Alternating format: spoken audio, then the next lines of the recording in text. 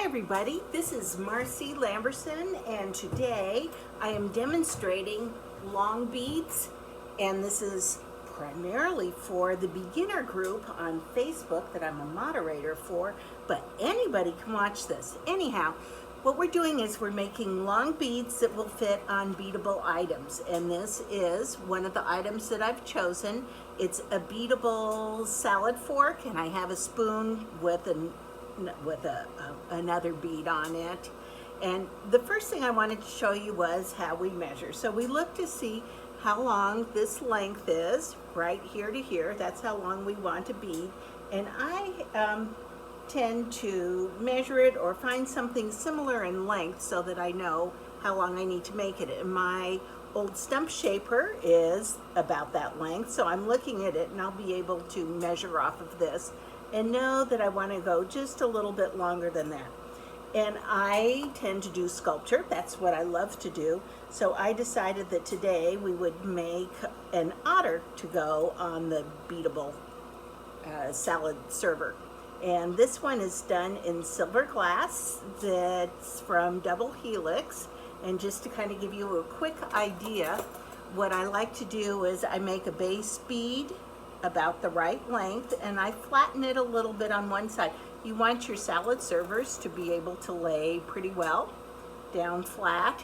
And then if you're off by a little bit shorter, you can buy O-rings, teeny tiny O-rings online. I see them on Etsy and through other suppliers, and they will take up a little bit of space if you don't get it quite right.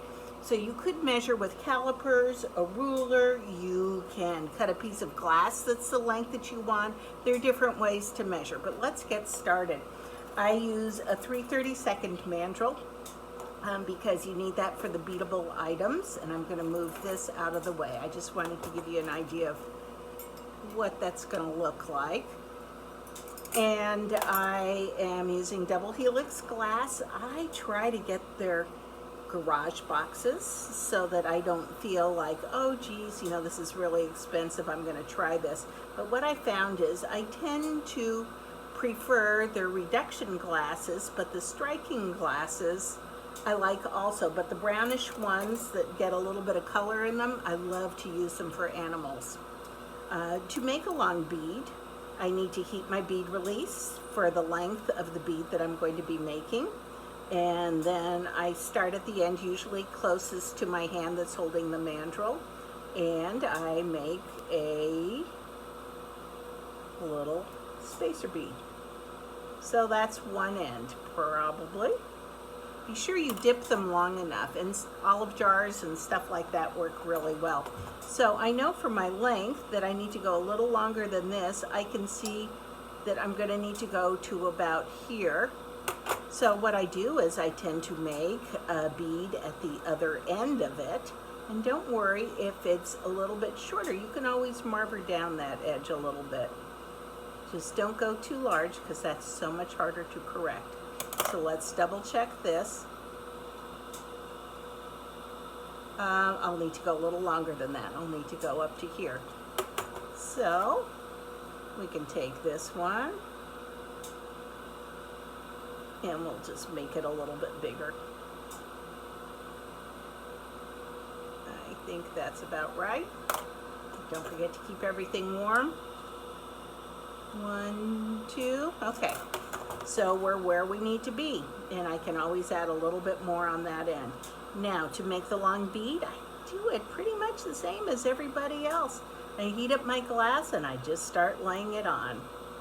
And I tend to start, I'm left-handed as you can tell, I start closest to my right hand and work my way across, making sure that the glass is nice and soupy as it's going on. This is a long bead, so I want to be sure that the bead release is good and fresh and solid, and I just keep going. You can, if you're not comfortable doing that, there are other things you can do. You can do stuff like heat up a whole bunch of glass and then lay it on, heat up a bunch more and lay it on. Once in a while I'll do that, especially if I think my bead release is a little bit iffy. Some people like to make a whole bunch of spacers in a row, and we'll go down and just make spacer after spacer after spacer. That works too. And marver this just a tiny bit. Heat the whole thing up. Don't want to lose that. And to keep it warm, a lot of times, you know, a lot of people hold their mandrel perpendicular to the flame, which is a good way a lot of times. But if you're going to heat the whole thing up and keep it warm, look how much better that does the job. It's so much faster and easier if you use that angle every so often. So I'm just laying on some more glass, getting to the end. This will be the length of my bead. And I can extend over the very end a little bit also. I've left myself a tiny bit of wiggle room.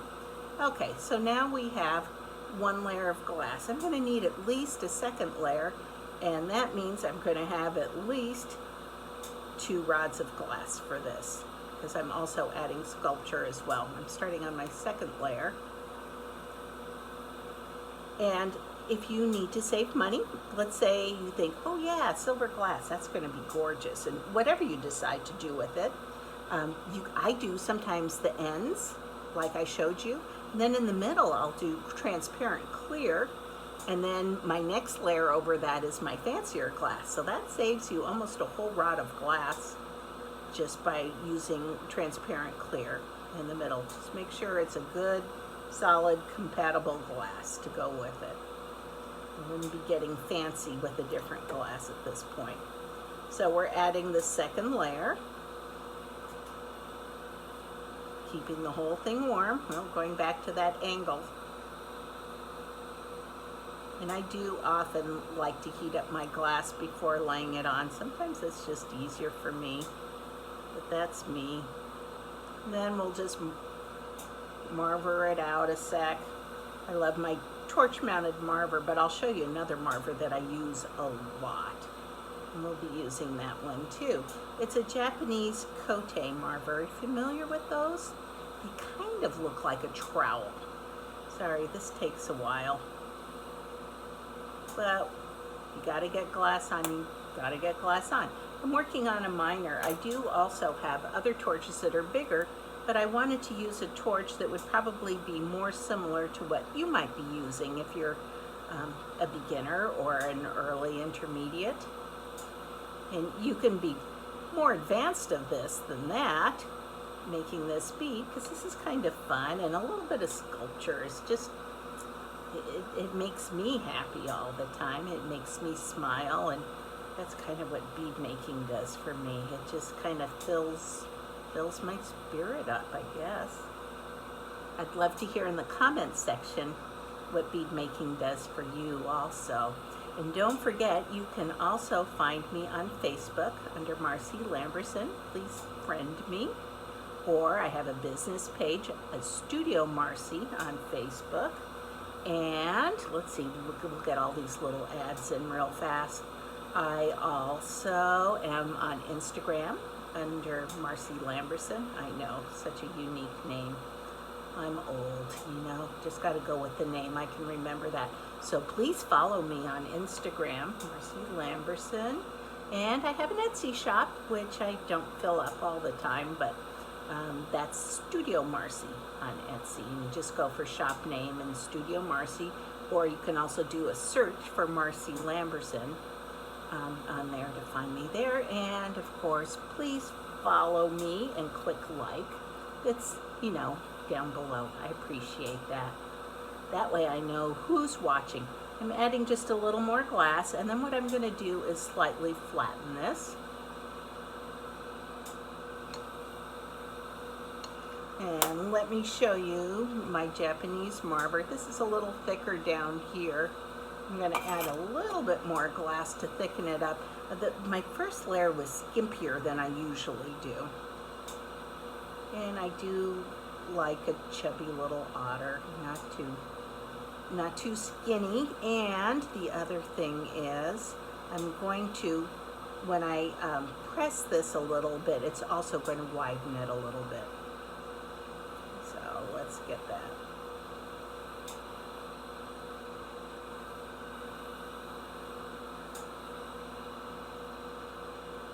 There. That's good. Okay, so we're going to heat this all up, and then we're going to marver it again, but it's got to be warm all over. So I'm watching the color of this. I want to see a nice rosy color. Kind of through my didymiums, it looks corally, not really. Red would be too hot, but this pretty coral color, I hope you can see it too. I'll lift it above the flame so you can see what's going on. And then I just give it a good marver. And I put a little pressure on it as I'm going. Because it's already centered. If it wasn't centered, I would use a lot lighter pressure. See, this is my Cote marver, which I love, love, love, love, love. It's got this nice wide, look, I can marver the whole thing along there. Okay, so we're heating it up, so it's a nice consistent heat. We don't have to heat it so hot that it goes all the way to the core because we're really just moving the top layer of glass. There we go. Give it a nice little marver, and it's good. And next what we're going to do is we're going to heat up one side, and it's going to be about half of the bead. And what I'm going to do is marver it out a little bit, flatten it just a tiny bit. See the color? I'm trying to hold it above the flame a little more. And then I'm just pressing it. I'm rocking it back and forth and flattening it a tiny bit. See how it widened it? I'm going to do the same on the other side. You could use barbecue mashers also. I tend not to use mine unless I absolutely have to. I like this slightly rounded look. It's almost like a long lentil, if that makes sense. See how it's kind of sharper? It's not really sharp, it's rounded. And then it's just a gentle curve down here. I need a little more here. Well, I want it kind of flat-ish on the back side because I want it to lay down well.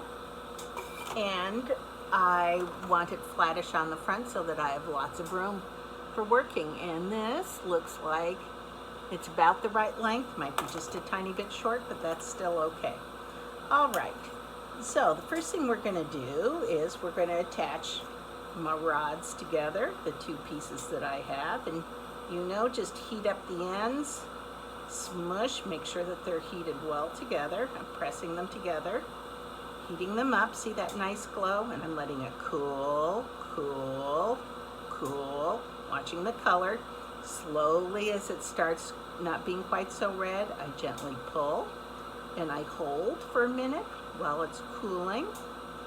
And then if I get tired of holding it, sometimes what I'll do is just drop it and let gravity take care of it. Or I'll put it on my marver and roll it a little bit. But I need to keep that other bead nice and warm.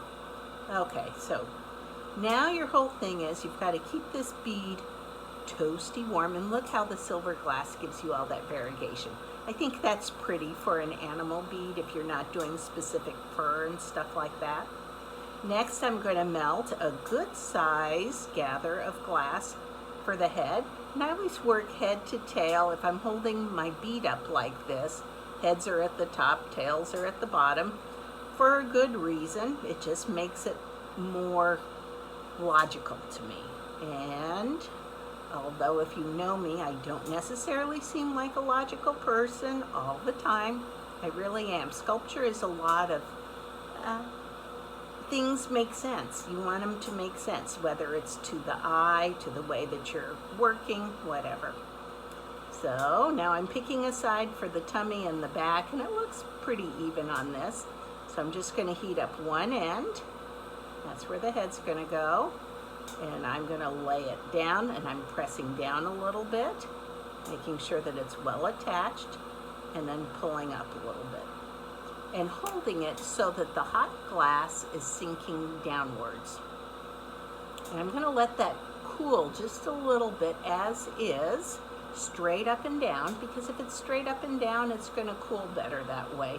And once it's cooled a bit, then I can heat it up from both sides and make sure that it's well attached. So I'm switching hands while I'm keeping the head up, and I'm heating just the lower section so that I see that smooth transition for the head. Okay, so we got a head on there now, and it is firmly attached. And I'm going to take, I should have told you this before, I have some case stringer. This is white with a touch of ivory, and then I added some transparent clear over the top of that. The reason why I add the transparent clear is because it keeps it a little bit more separate looking and more fur-like. And I'm giving the otter a lighter chest, and we're going to give the otter some lightness around the face also, because that's the way otters are. Although this is a whimsical approach, most of my stuff is. I chose an otter because they're long animals, and I have a long bead. For this particular piece, it's a little over 2 1/4 inches. So I needed an animal that was long. I thought also of an owl, and that could be really cool. I've done owls before on these. So the nose is going to go there, and I want to add white below it. And what I'm doing is, if it gets too warm in an area, I don't want to be pushing in and making a mess. So I'm heating my glass up, letting the glass on the bead cool a little bit, and then putting it on. But if the base bead gets too warm while I'm adding glass, I'll give it a sec and just heat, especially this end, because while I'm working on the face, this part gets forgotten. We don't want to forget it. Now let's get a little more of the white fur on. And the fur kind of wraps around on an otter, around the face. And you can always add a little bit more afterwards, and you can case just white. You can case ivory. You can do anything you want. Look at pictures online. Google's your friend. Find what you like, and then make a stylized, artistic version of it. Okay, so we got white going around, and otters, it tends to go up just a little bit higher, I think. So we're going to go a little higher, and sometimes I end up adding a little bit more afterwards. So I should have told you, I had my 2 rods of, and sometimes 3, I always keep a 3rd one around, of my silver glass, cased white with a touch of ivory, cased in transparent clear, and of course I need a little bit of black for the eyes and for the nose. Okay, so we got the first part down. To make his eyes, you can use any of your pokey tools. It's funny how we call them pokies, isn't it? I have an old one that I love because it's skinny at one end and a little wider at the other. And I am going to put in some indentations right about here. And even with it, I know what a concept right there. And keeping him warm, that's really important. And then we're gonna, excuse me, my brain stopped working for a minute. I think I need another cup of coffee. Anyhow, I'm going to heat up some more of the silver glass, and I'm going to add some paws coming down. These are kind of like L shapes. We keep them simple. On my actual otter beads that I sell, oftentimes I will have the otter holding something, and you can do that for your silverware too. I just think keeping it simple is good, especially for this one. I start at the top, and I just turn it into kind of like a rounded L. Give him some paws, and later on we'll add just a little indentation there. I leave it kind of full right there because when I go and use a razor blade or something, it pulls it down a little bit more to the center. Meanwhile, I am keeping this bead warm. Okay, so here we go. Another L on this side, and I always start on the farthest side and I come around to the closer side. I'm more coordinated on this side, so go with the harder one first, and I'm heating that in so there's a good connection, and then go to your easier one. It's easier to match it. Okay, so I look to see where that started, right here. Push down, pull around, and give them a little fat paw on the end. Bingo. And while that's cooling, I'm watching the angle of the glass to see that it isn't moving too much, and I'm warming up the rest of them, because heaven knows he needs to be warm. Okay, so now let's talk about the bottom part. First of all, I have to tell you what I did, my very first one. It made me laugh, but it's something I want to suggest not to do. I had made the tail come up here because I thought if I put it back there, it wouldn't lay as well on a tabletop. So I was putting the tail through here, and I thought I'll put it through the middle and then I'll put the legs around it. Well, the tail did not look, even though it was obvious it was a tail, if you knew otters, to somebody who didn't know, it looked like another body part that we probably don't want to emphasize when you're serving salad. So now what I do is I bring the tail around to the side, and I just wanted to mention that to you while I'm thinking of it, because it was kind of embarrassing but pretty funny. So what I'm doing is I am swooping down, pulling up, and just heating up the glass and letting that cool a little bit. I'm going to add more to it, but this is the beginning of the flippers, and I'm going to add the other part after I do both sides. I'm keeping them warm. You see how the silver glass has fumed there? If you don't want that fuming, if you want to keep it lighter, then if you case it with some of the double helix glass that will protect it, is that Aether? That's possibly a way to go also. I like the golden part with this color brown.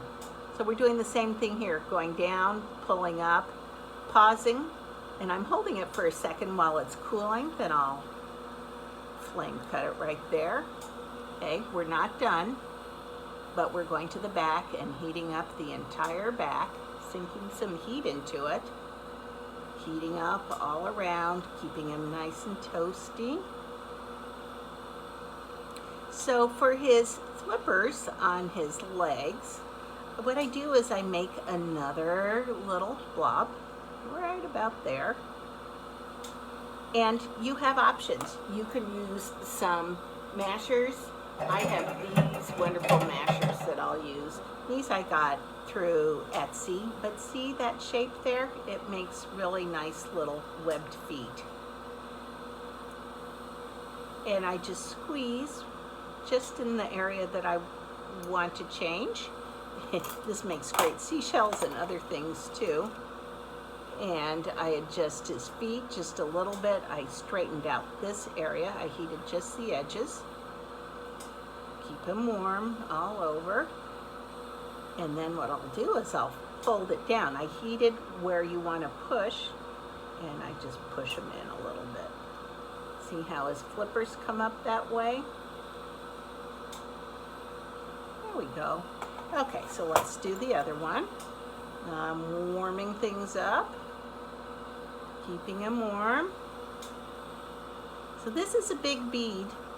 Now that I'm almost done, I'm going to get to the point where a little bit more glass would be good, because I'll be down to the end, or I need to punchy this up for his tail. So if you have a third piece of glass around, if you're doing something this large, remember this is a pretty good size bead. It's 2 1/8 plus a little bit. Heating up the part that I'm smushing, gently smushing. Good. That one got a little too big, so we're going to heat it back up and not smush it as thickly. Poor fella. So while that's cooling a little bit, I am warming up all over. Don't forget to get his tummy. Okay. So another little smush and push. Oh. Okay, so now his tail is going to need to go around the edge of a foot so that it's obvious that's what's going on. I'm going to push this foot in a little bit more, because don't forget, you're actually holding the salad. It's functional art. So you want it in a little bit. I found that on this bead, as I'm using this, it's kind of comfortable actually to have this and holding on to it. So I kind of like this shape with salad servers. Okay, so let's heat up some glass. And what I did was I had another scrap. This is what was left down here. And I just wanted to have a handle to hold on to, so I picked up another piece of the same glass. I just lost a little of that. There we go. So we still have some nice variegation on the color. And I'm going to heat up the amount that I want for a tail, which is a good size gather. They start kind of wide and then they get more closer to a point, and you don't want it too pointy, not only because otters don't have super pointy tails, but also because it would be sharp when you're using it. Okay, so we're going to attach right here. We said we're not attaching there so that it lays well. We're attaching right there. And I push in, pull out, and then pick a direction to wrap around. And this touched the mandrel, so what I'm going to do is heat it and push up. Heat and push up. And then at the very end, when I take this off of the mandrel, what I'll do is I'll take one of my diamond pieces, diamond bits on my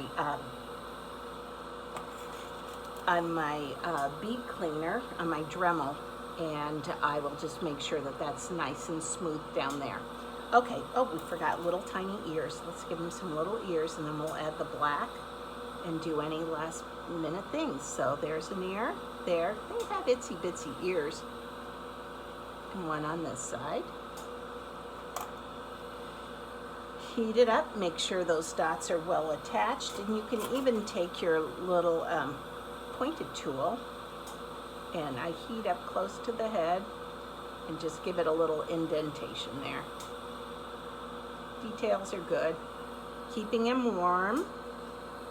And let's give him some paws also. So I'm heating up just the paw area and taking something sharp and pushing in.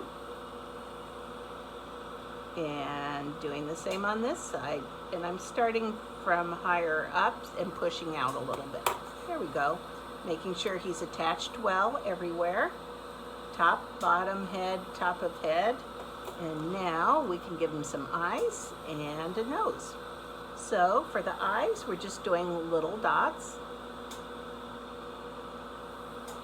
And flame afterwards to make that it's, pop it under the flame. You see that I work under the flame a lot, and that is because I feel like I have more control. Okay, so here we go. We need a nose. Their noses are kind of like a funny shaped diamond in a way. So what I do is I go to the side, and then I heat up and go to the other side. And if you get just a diamond, a triangle, you're doing fine. And I'm heating that up a little bit, and what I want to do is pull the center of that down just a tiny bit. So see how I pulled that to a point, and then I tap it down below and get rid of some of the edge of it, so I only have a tiny little bit left. I heat up my mass of glass from under the flame, and I just go and I was going to pull it, but I lost it. It just broke. I didn't have my black glass on the nose hot enough. So we're going to repeat that process.